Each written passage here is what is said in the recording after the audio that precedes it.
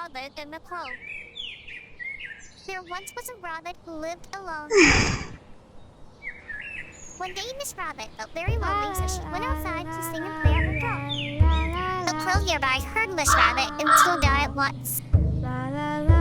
Miss Crow warned to Miss Rabbit. That drum annoys me. You shall not beat it. The following day, Miss Rabbit went outside again to sing and bang on her drum. The crow heard her again and flew down. I told you not to beat that drum. The next day,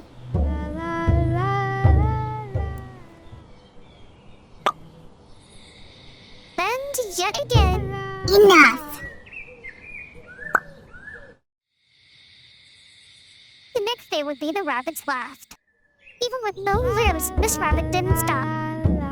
Miss Crow was fed up with Miss Rabbit. Race not, what not?